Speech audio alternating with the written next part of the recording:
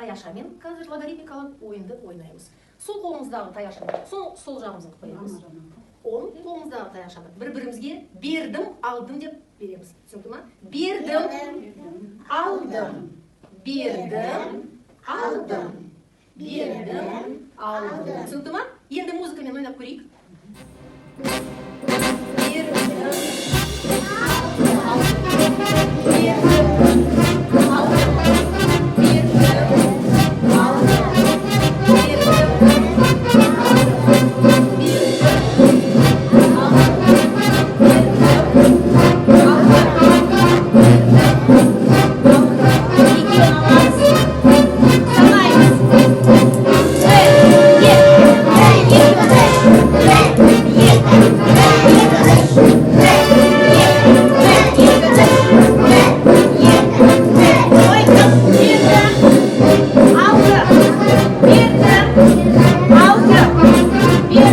Aldım,